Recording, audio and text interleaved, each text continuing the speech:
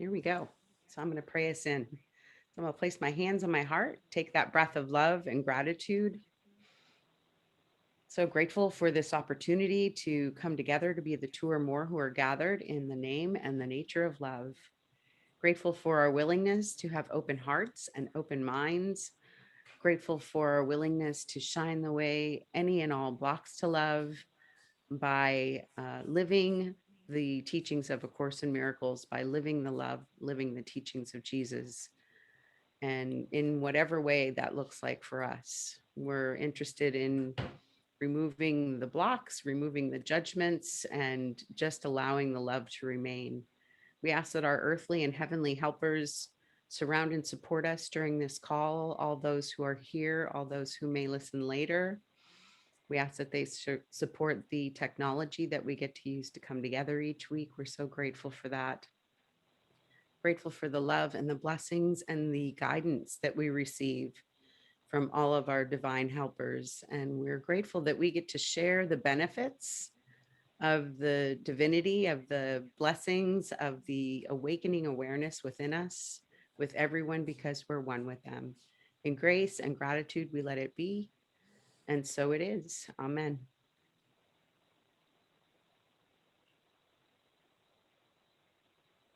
All righty. So today we are still in chapter 22, the branching of the road. And I'm actually gonna start us off with a story because it just was funny and touched my heart. Today is my dad's birthday. He's been gone 6 years.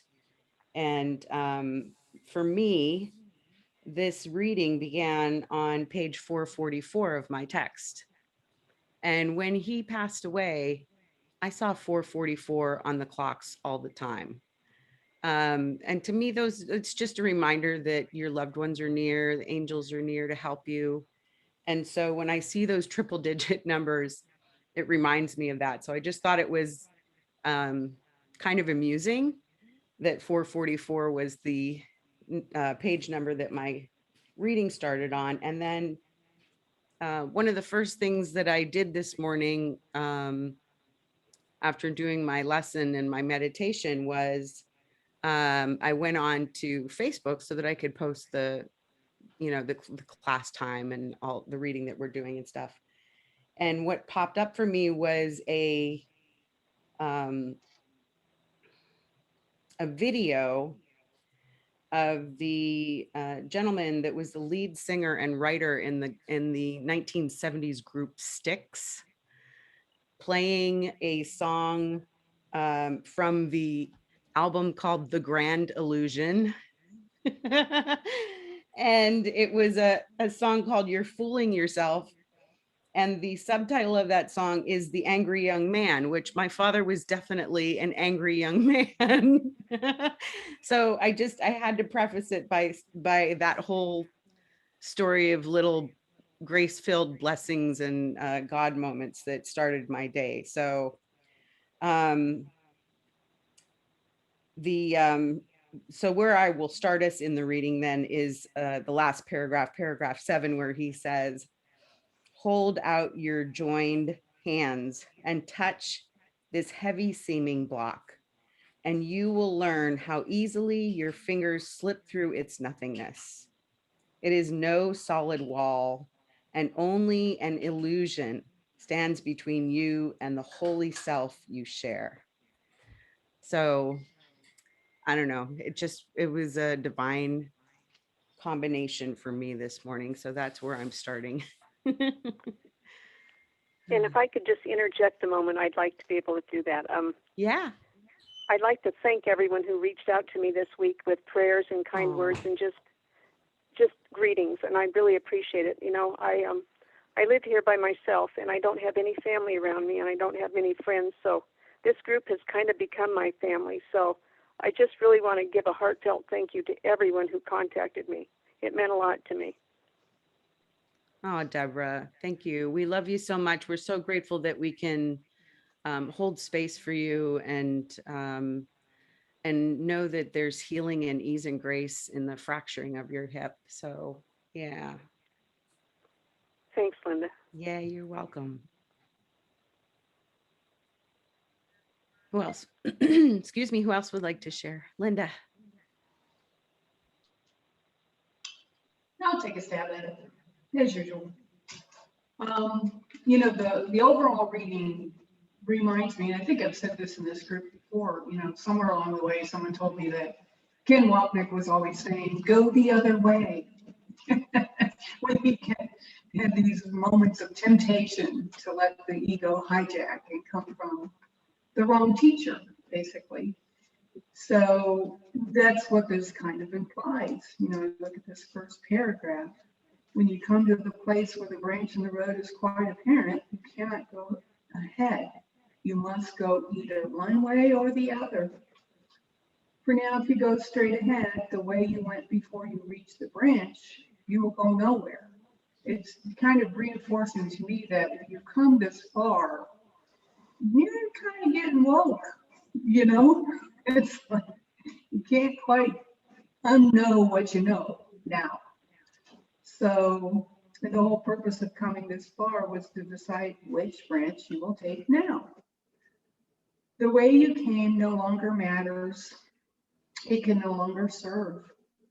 No one who reaches this far can make the wrong decision, although he can delay. Oh, that. And there is no part of the journey that seems more hopeless and futile than standing where the road branches and not deciding which way to go. So there it is, all day long, 24/7. Will I have it? Yeah. That's all. Yeah, thanks, Linda.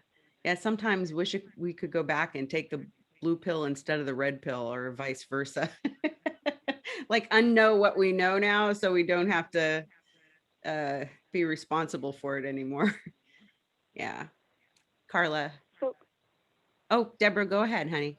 I had a question. So with this lesson, is it implying that with each, kind of decision we make throughout the day, things that come up, we ask ourselves which branch to take, which road to take, which way we want to see this? I mean, is it a conscious decision is what I'm asking? It is until it's not. I feel like it's a conscious decision until it's our default. And that's why it's a practice. We go to, we're asking spirit, we're asking God, we're asking Jesus to lead us and guide us in every single decision that we make. And the more we practice that, the more thoughtless it kind of becomes. Like it's our go-to, and we don't really have to make a conscious effort to think about it anymore. Okay, yeah, that makes sense. Yeah, thanks for the question. Carla.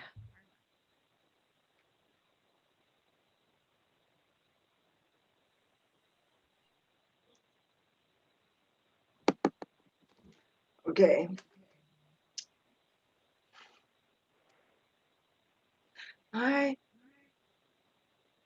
I want to share something that I don't want it to seem like a judgment or a criticism, because I've recognized my own journey. And what is my journey? My journey is full of choices.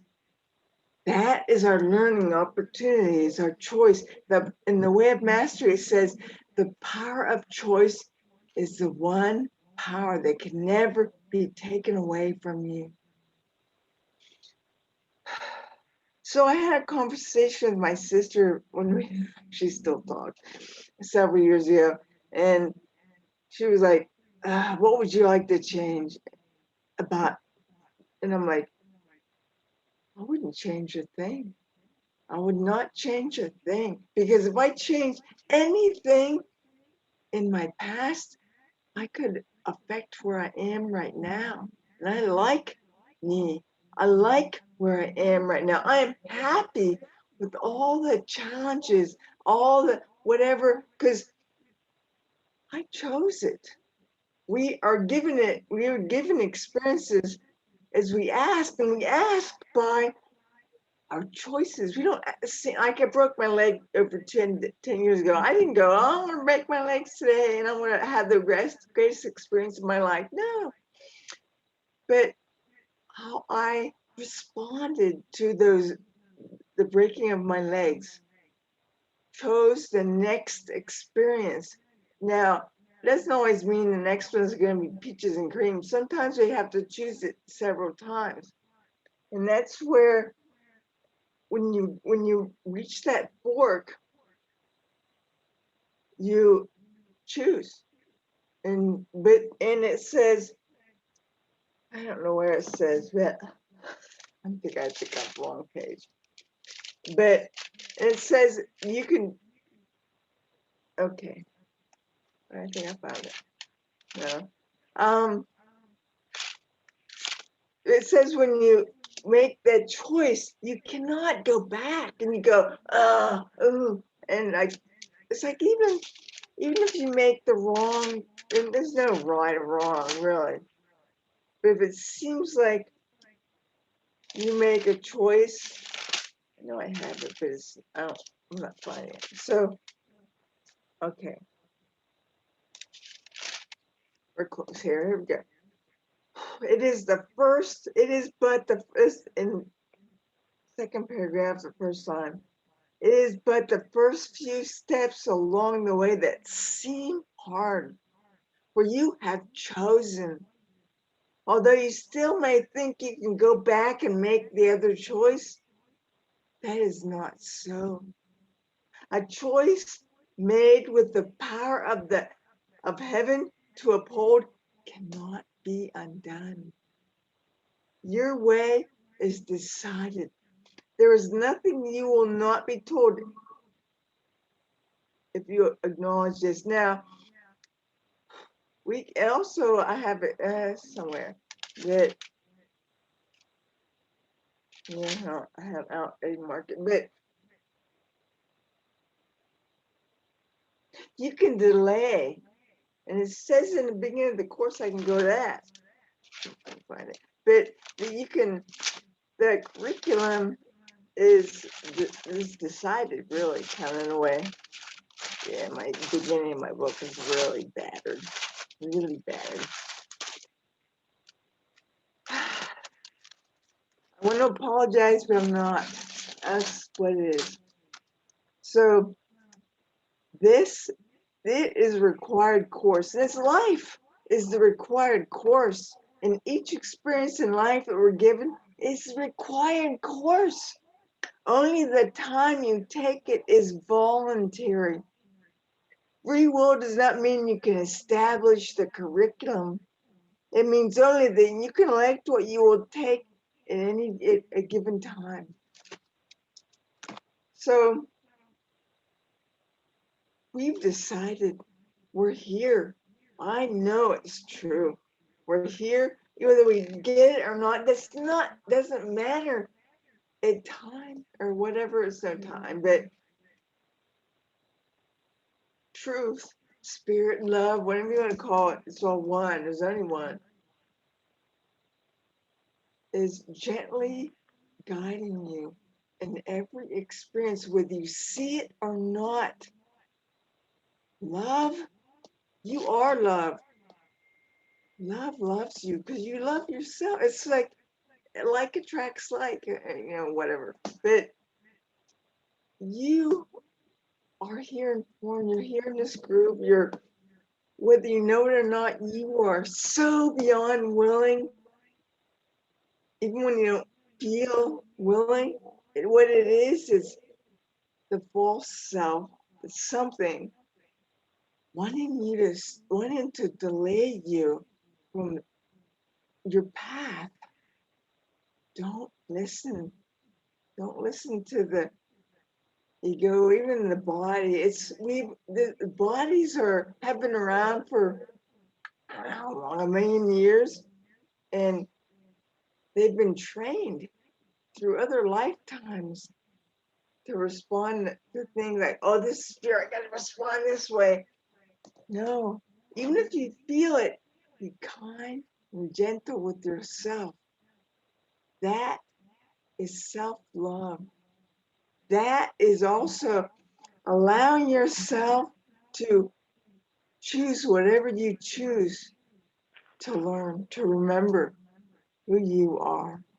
I am still getting there, but I've remembered who I am. And if I have, you are, because we are one. I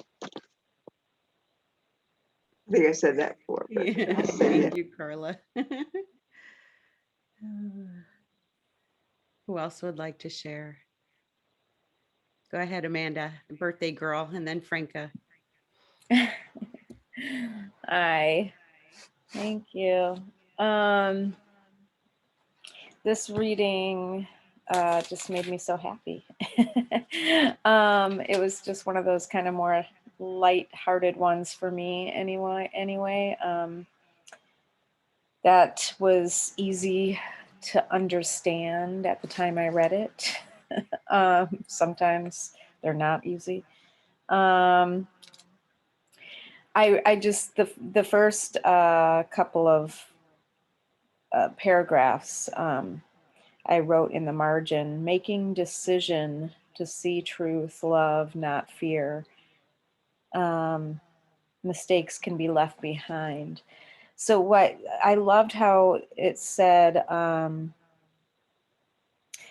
whole it says on sentence 4, or well, for sentence 3, for now, if you go straight ahead the way you went before you reach the branch or the fork in the road, whatever, you will go nowhere. The whole purpose of coming this far was to decide which branch you will take now.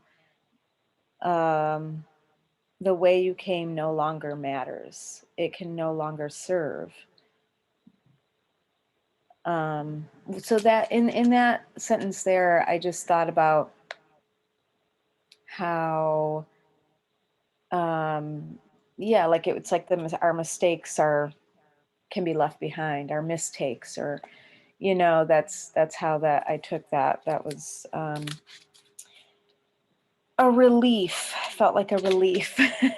And then on the last paragraph, I just put a big heart next to the very last paragraph 7. And I just want to read it. How easy is it to offer this miracle to everyone? No one who has received it for himself could find it difficult. For by receiving it, he learned it was not given him alone. Such is the function of a holy relationship, to receive together and give as you received. Standing before the veil, it still seems difficult, but hold out your hand, joined with your brothers, and touch this heavy-seeming block, and you will learn how easily your fingers slip through its nothingness. It is no solid wall, and only an illusion stands between you and your brother and the holy self you share together. That just seems so lovely, doesn't it? It just made me smile, and although it's not easy to just remember that we all struggle, but when we lift that veil of illusion, and when we, have the capacity to choose that road to know that we're all, one, and that we're all just seeing through the perception, the lenses that we are seeing through, that those things don't matter so much. And we can just, listen with an open heart, and we don't, that doesn't mean we have to take abuse from anybody or, anything like that. But we can choose to know that, we are one. And if we need to walk away, we can walk away. If we, but we can also hold out our hand if that helps as well. I don't know. It just felt really nice to think of it all that way, even in the face of adversity, that we can still love our brother or sister. So anyway, thank you. It was a lovely reading today. Thanks. Yeah, thank you, Amanda. Felt like poetry, I felt, when I was reading it. Linda, it's Carol. I Hi. cannot. Hi, sweetie. My Zoom is not working. Okay. Well, I can hear you, and I know right now you can hear me. Yes. I don't know if anybody can't see everybody. I only see you and Kathleen and me and my old picture of me. Oh, that's But weird. I know. I don't know how to correct it. Martha sent me an email saying how to fix it, but I haven't yet figured that out. So, but I don't know if anybody else had their hand up, and I don't mean to butt in, but I have to leave at 1:15 to go to PT again. And I just wanted to share one quick little part of this that I know we were talking about making the choice of which way to go. Well, the beginning of paragraph 5 at the bottom of the page, the first page, it's so comforting. And I really am just adding on to what Amanda was saying, because I echo Amanda's thoughts and feelings about the positivity of it all. Every mistake you make, your brother will gently have corrected for you. How blessed is that? You don't even have to worry. Your brother, who is probably healing in some way, in that way corrects your mistake because you are one. Is that not a comfort to know that? You don't have to be left alone thinking, oh my God, I did the wrong thing, all this stuff. For in his sight, this is your brother's sight, your loveliness is his salvation, which he would protect from harm.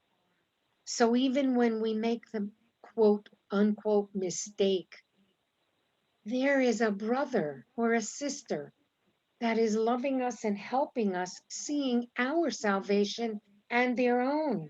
And you will be your brother's strong protector from everything that doesn't particularly, but seems to rise between you both.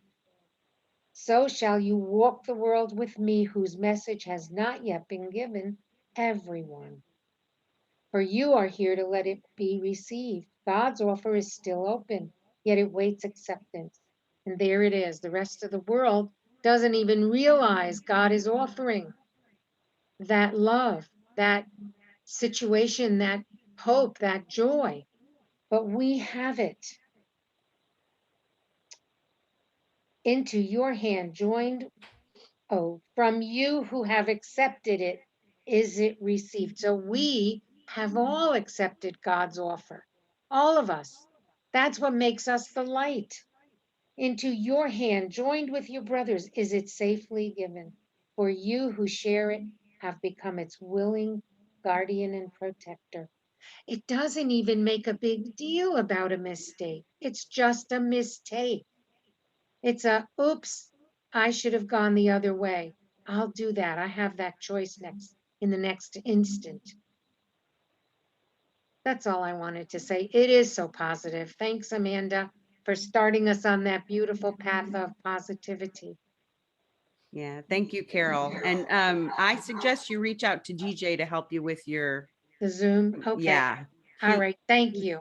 He's a crackpot technician. So Okay, thanks. you're welcome. Miss Franca.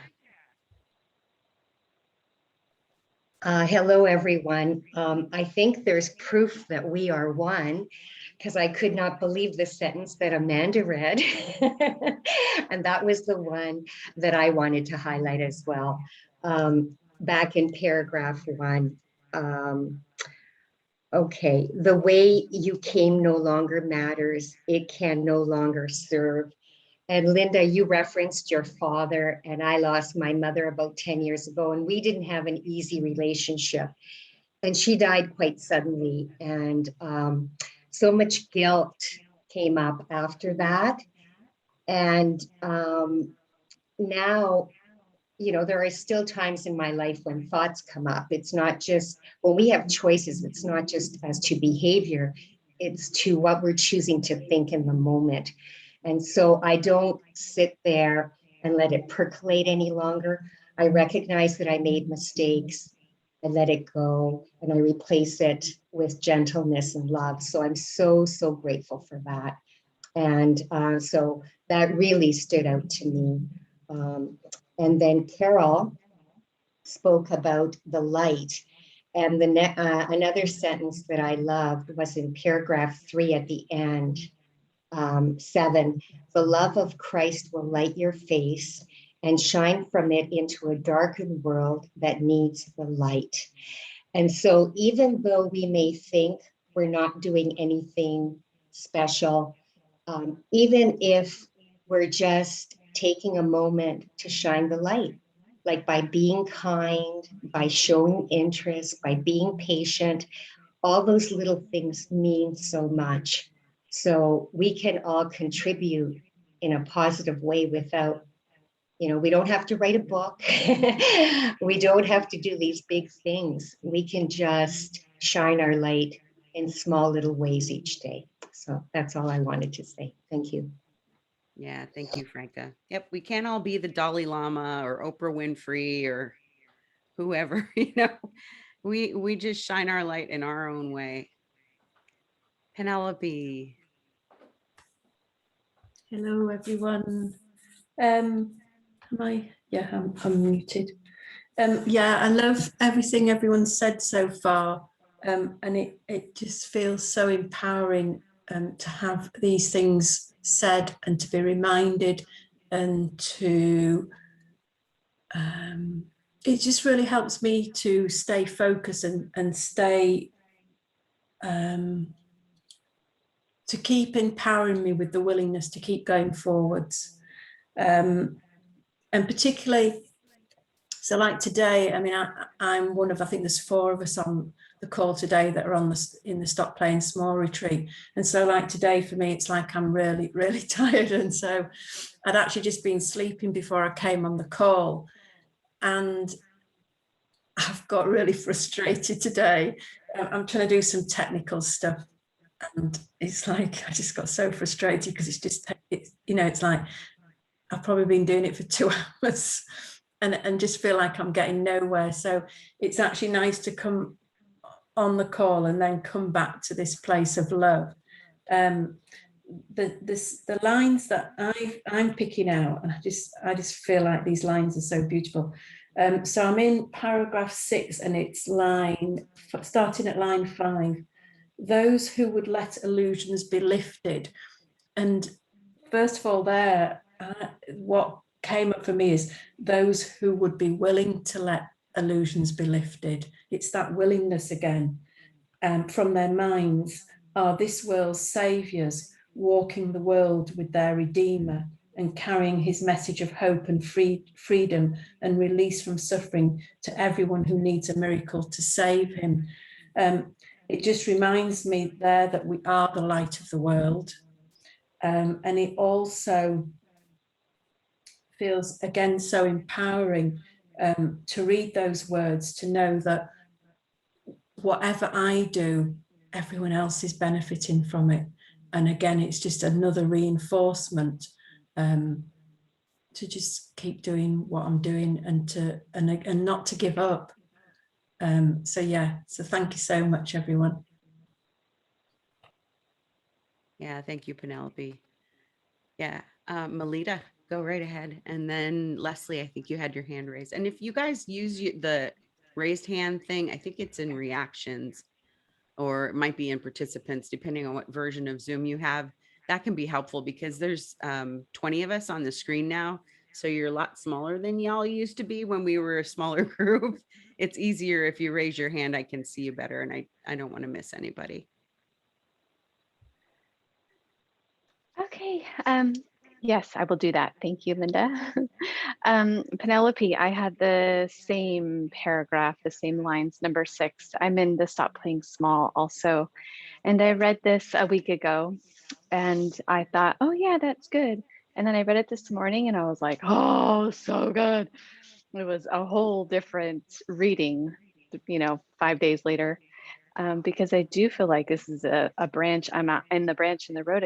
I put so many false beliefs in the light yesterday in the last couple of days, and now I have all this truth. So This feels like it. Am I going to choose the truth, or am I going to, delay my peace? So it's just so perfect. I love it. They always seem to be so perfect. So today was just so perfect because just like you just read, those who would let illusions be lifted, which is what I feel like I just did this last couple days intensely, was release these illusions that do not serve me. And putting them in the light was painful and so, so good. So I'm in the branch of the road. So I really love the guidance and all this support to choose truth and peace. So thank you. Yeah, thank you so much, Melita. It's intense, but we're doing good for everyone. Lesley. Hello, everyone. And Deborah, I just want to say it's nice to hear your voice. I've missed it over the past few weeks. So I'm glad that you reached out to Linda and all of us so that we can stay in communication with you and send us our prayers. And thank you everyone for sharing. I think I highlighted everything that everybody else already said. I just want to go back to kind of what Carol was saying. It was closer when she had just talked, but I'll try to bring it back. And that was in paragraph 5. Just that third sentence. And you will be your brother's strong protector from everything that seems to rise between you both. And what I find interesting about that sentence is I would really prefer to be the strong protector. I don't want somebody else to be my strong protector. I want to be their strong protector. I want to give the help. I don't want to receive the help. I want to give the forgiveness. I don't want to receive the forgiveness. This is really kind of embarrassing, but I just had such an intense experience on Saturday at the animal shelter of all places. There's hardly any volunteers now that are allowed to go in because of COVID, but there's this one worker there, I'll just call her M, and I don't know if she's from Bolivia, but she's from somewhere. She does not speak good English, but she does speak English. And we've kind of butted heads just a little bit in the past because she likes things her way. And I'm just trying to be helpful. And darn it, she should just appreciate me for being helpful, even if I don't do it her way. Well, we kind of came to a head on Saturday because this one cat had diarrhea and she had already cleaned all the cages, but I went and took his carpet and changed the litter and everything. And I did put it in this clean cart because I didn't see the dirty cart. And she came up to me and sort of was yelling at me. And I kind of I did not choose love. I mean, I totally reacted. I did not respond. I reacted in the moment. And it was so stupid and was so intense. And I had to leave. And so, because I was going to start to cry. And I mean, I don't cry easy. And I'm just like, I don't know what is going on here. But so I hurried up and left and went to my car. And she comes running out after me. And she was just like, and by then I was like sobbing. I mean, talk about a pain body. This was something, a total overreaction. But she was just going, I'm sorry. And then she hugged me. And I mean, and then she started crying. And I was just like, she is the one that was apologizing. And I was the one that was the asshole. And I'm just like, even though I was helping, when I did what I did, I said to myself, this still small voice, it was like, Emma's not going to like this. That's her clean cart. You should go find her and figure out what to do with this dirty carpet because you don't know. But my ego was like, nope, I'm helping and she can just live with it. I mean, I was just bitch. I was awful. And it's just interesting that everybody has their own light and everybody shines it. And even when we don't see it, it can still come forth, if that makes sense. Again, I don't know why it was such an intense experience, but she was really in her heart and she felt bad and she didn't need to feel bad. And I didn't go back Saturday because I'm really embarrassed. I know I don't need to be, but I'm gonna suck it up and go Saturday. Because I don't need to explain anything. I mean, like I said, there's that communication barrier anyway, but it's humbling when you just blow it like that. When you don't choose love, and yeah, it was tough, but Yeah, I got through it. So we're having a human experience. It's messy sometimes, huh? it is, and I just got so mad at myself after. And like I said, I'm sobbing all the way home in my car, and I'm like, what is going on? And I mean, I just felt like my ego help. And I mean, I know being a 2, that's a big thing for me, and I need that appreciation anyway.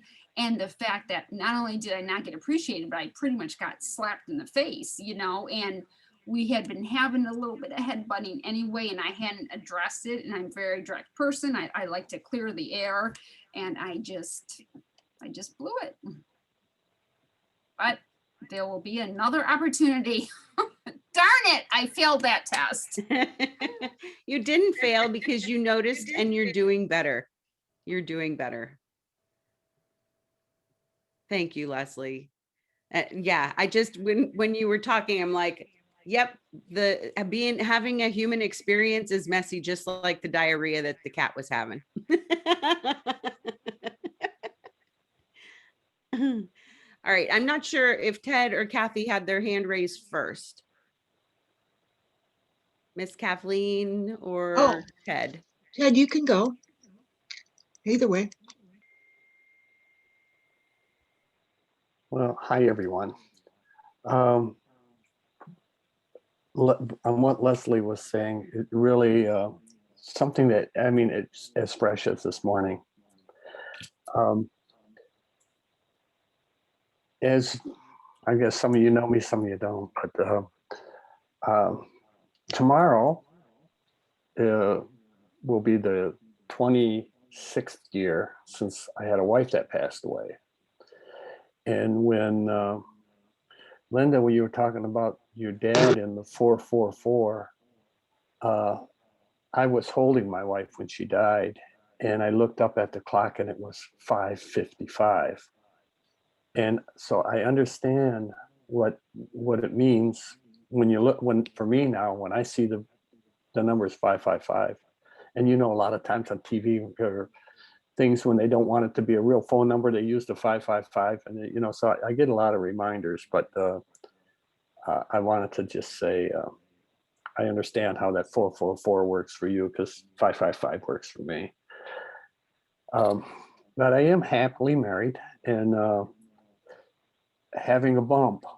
My wife had lost her sister this last during COVID here, and we're doing a memorial here coming up in a few weeks. And so she's been putting that together with family, and it's creating stress. You know, she just feels that there's so much she woulda, coulda, shoulda done and stuff like this. And so I've been spending a lot of time on Zoom and doing a course and in studies and that there, and it's weighed on her. And she made a comment. She mentioned something last night, and anyhow, it just kind of kind of went to bed, you know, not in unity. But this morning when we got together, you know, but we weren't angry. That's one great thing. And that's what strikes me about the line in here about, you know, the line that says, either alone, when you lift the veil that you see, it is a solid block, that it's not a solid block. And you just realize it's drapery. And that's how we had eye contact, and I just said, you know what, we're both hurt right now. There's no anger. So we both want the same thing.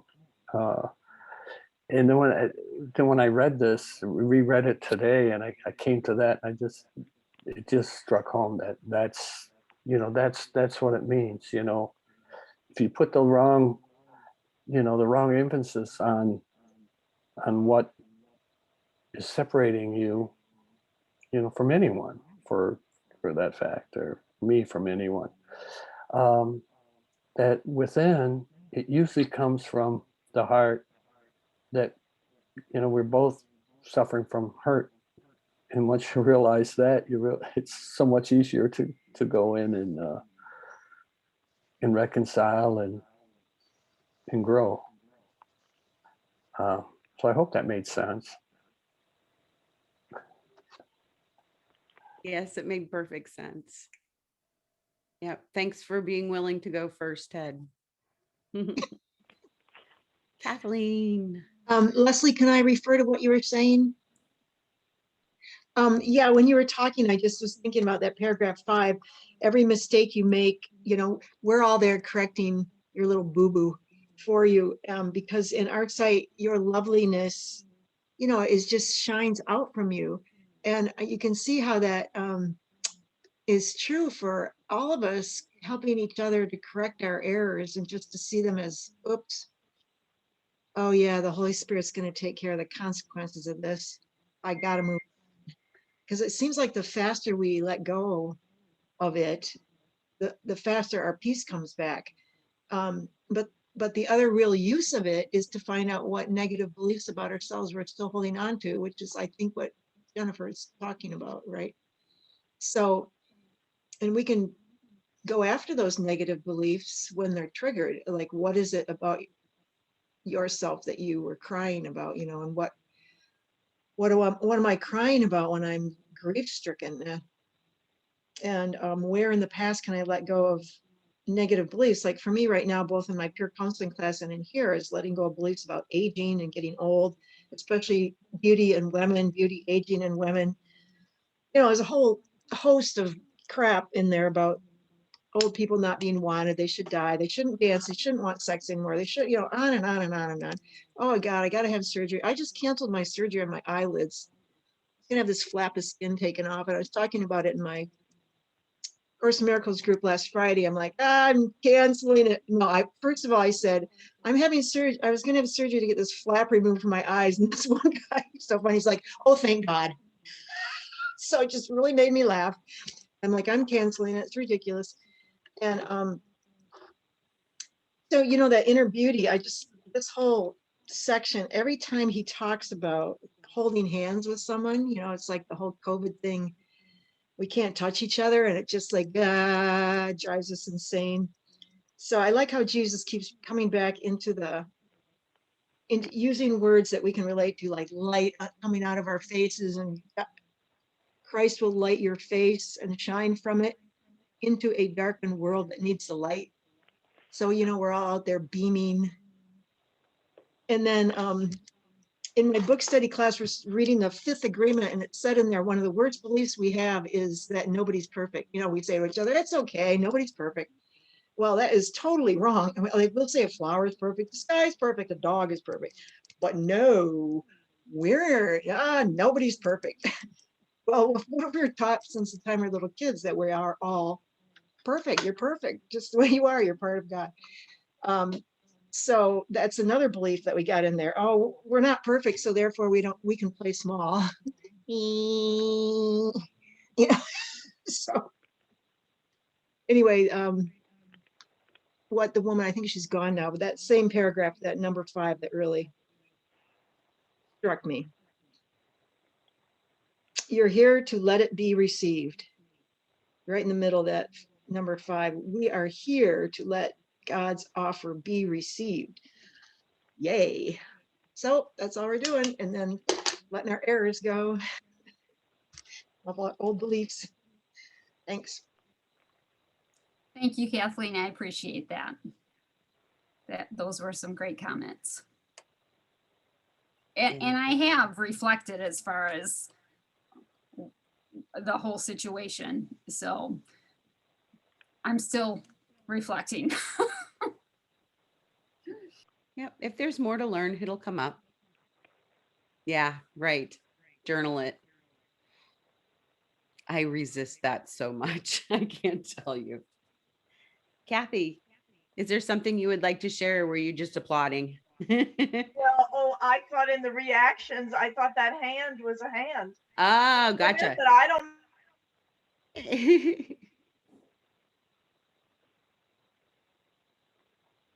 Oh, you're muted again, honey. Can you unmute? Okay. So There you in are. reactions, I didn't know how to raise a hand. I thought that was raising a hand. Oh, okay. Yeah, that's the applause buttons. Not everybody, I guess, has that Where reaction. is it in reactions that's raising a hand? Well, let me see if I can show you what it looks like on my, I might not be able to. My reactions just has the clap of the thumb. Mine is if you hit reactions and you go, you see the clapping and then the thumbs up and the heart, and then there's yes, no, slower, faster, and then below that it says raise a hand. Yeah, but if you don't have the updated version of Zoom. Oh, I'll update it. I don't. Thank you. Okay. I'll update it. No, Yeah. I just now said no. Well, anyway, I don't want to waste too much time. That's okay. But anyway, I haven't been in the group forever. I had a shoulder replacement, blah, blah, blah.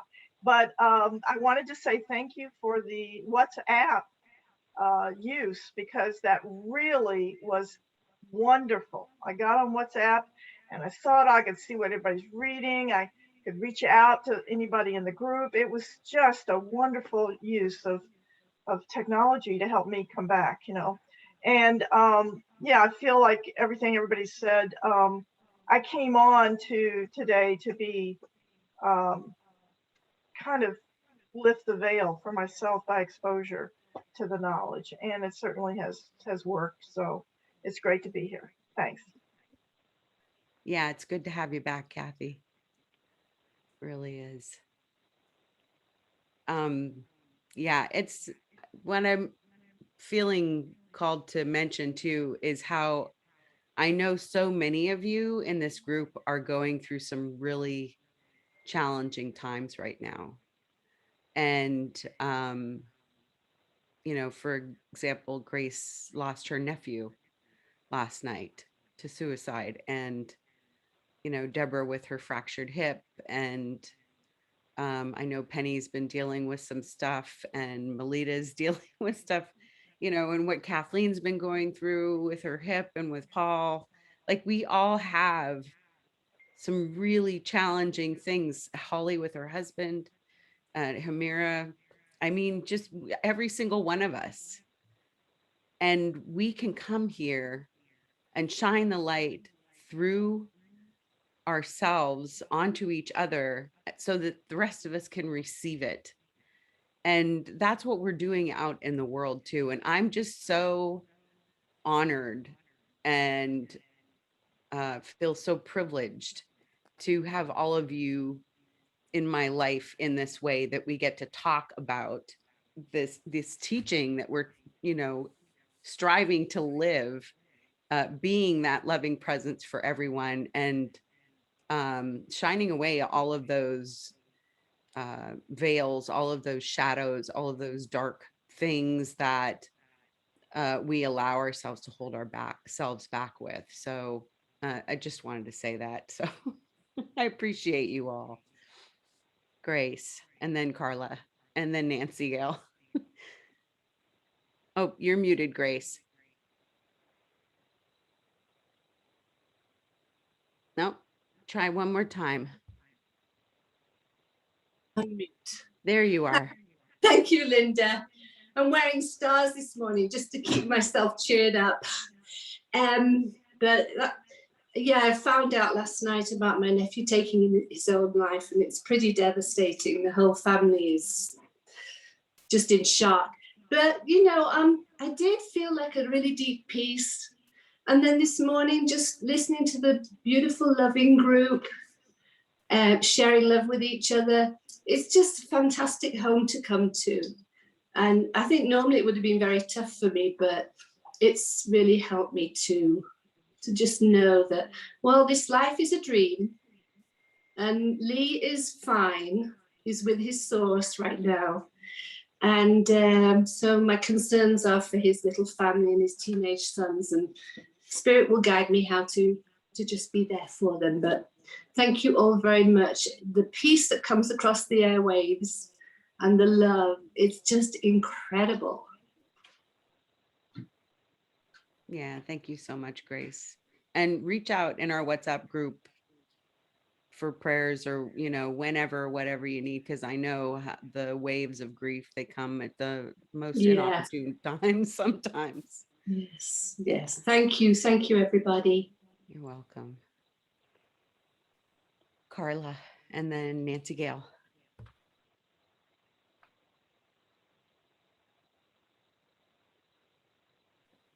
Okay. So I was thinking actually to read something I wrote, and then it doesn't come up on my phone. And then how I used to respond is I get like, oh man, where is it now? I can't find. I don't now. I trust that whatever is coming up, I'm supposed to read for some reason. It's what's in front of me, so I'm gonna read it. I call it a poem, but whatever it is. It's called I Know This. I know this truth. Each moment is a healing opportunity. God, life, offers us an experience. How we respond to that experience determines the next experience offered to us. If we respond with the slightest upset to that experience, or energize the thought that it should have been different, another similar experience, but seemingly different, will be offered to us to respond differently. Choose again. So we choose the next experience by how we respond. We're co-creating by how we respond, or really co-creating with God. God trusts us.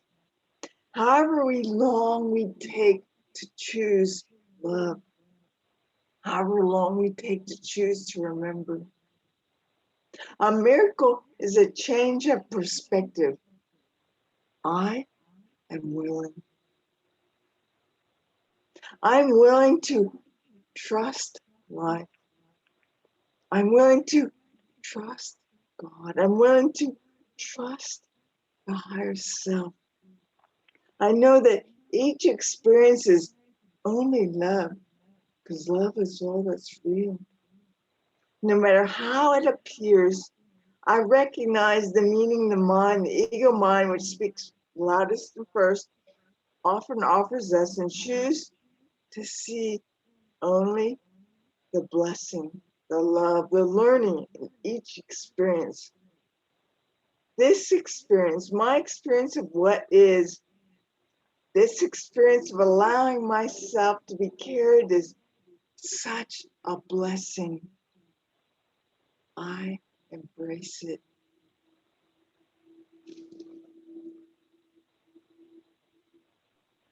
Thank you, Carla. Yeah, thank you, Carla. Thank you for sharing. Beautiful. Miss Nancygail, bring us home. Okay. Can you hear me okay? Yeah, no pressure, right? What you said a few minutes ago, shine. What hit me, what I took was shine, something about shining the light and the veil. And I said, oh, the veil is an illusion. It's not solid. I don't have to punch through it or we'll try to whatever physically. Shine my light, just shine, turn the light, shine it on the veil, the curtain, and it just disappears. That's all I have to do. So that's all I want to say. Thank you. You're welcome, my friend. It's lovely when we can realize how simple it is, even though it doesn't always feel easy. Yeah. Anybody have any last thing they'd like to share before we close out? Go ahead, Phil, and then Ted.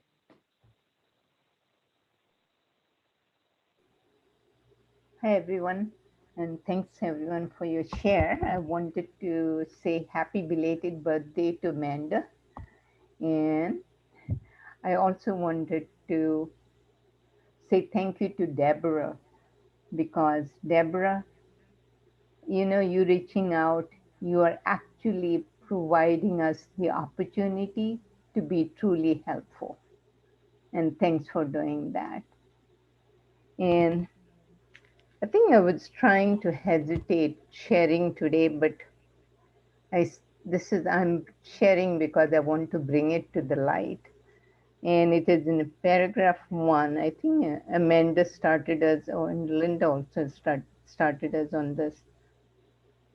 The way you came no longer matters. It can no longer serve. No one who reaches this far can make the wrong decision, although he can delay.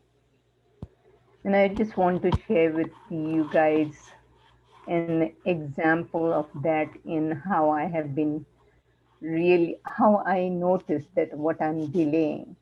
You know, I had this call from a doctor who wanted me to coach her. And I actually don't like coaching on the weekend, especially Sundays. And I changed my whole schedule. And because she could do it that day, and I gave her the time.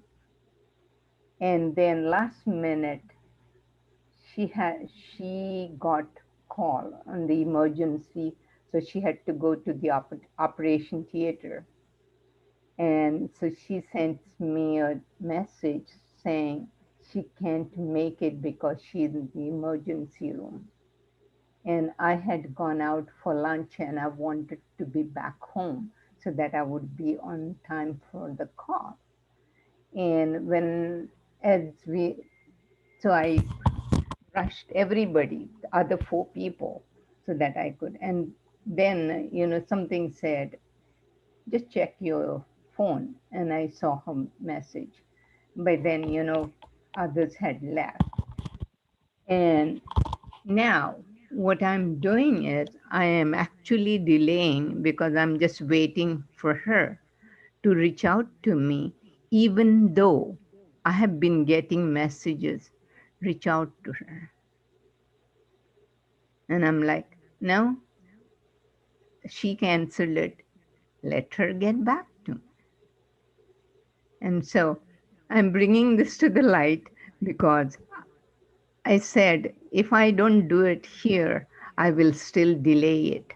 But once I say it here, I'm not going to delay it. So that's it. Thank you for listening. Yep, we're going to hold you to it now, Phil. We want a full report. Thank you. Ted. You know, I just was called to do this. When Grace had mentioned about the suicide in her family, I too have had that experience a number of years ago. In 1984, a nephew of mine that I really related to, an artist, and I wrote this song. It's actually on a CD, but original title of this was "What Do You Call This Day?" And I'm re-releasing it with "I'll Always Remember This Day."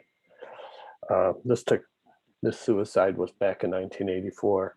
I'm not going to play it. I'm just going to kind of maybe sing it just a cappella a little bit so you get an idea of feel.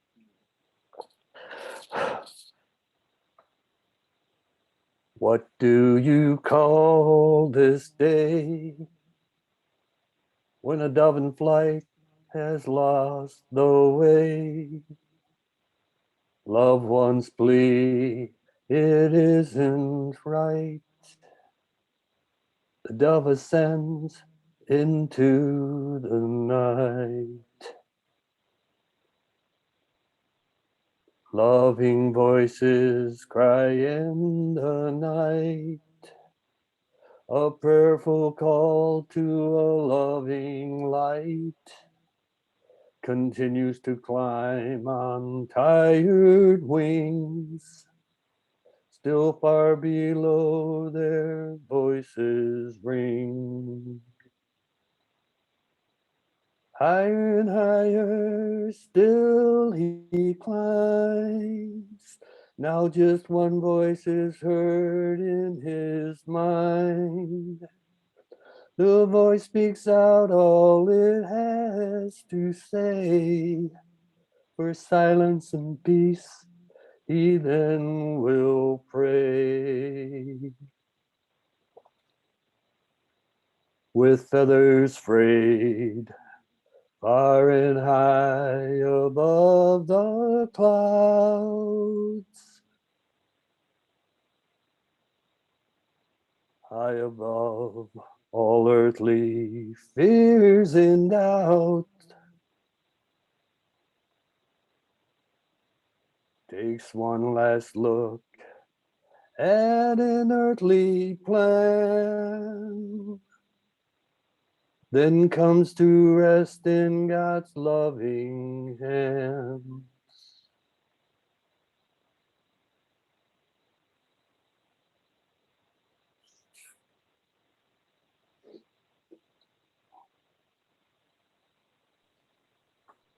Thank you, Ted. What a perfect way to end our group. Beautiful. Next week, folks, will be in, again, chapter 22, section 5, weakness and defensiveness. I love and appreciate all of you. Nancy, did you have one last thing you had to share? Yeah, thank you, Ted, so much. When my daughter passed away, my grandson came and got me and took me back to the hospital. It was only a few minutes. And I remember when I went into the room, I just said to her, I remember when I said to her, I wish you could come. I wish you didn't have to go. I wish you could come back, but I know you can't. So go and have fun with God. Go and play and have fun with God. That's what I told her. Yeah. So thank you, Ted. That's beautiful. Perfect. Thank you, Nancy, for sharing that with us. Yeah. Yeah. I love you guys. I'll see you next week. Thank you. You're welcome.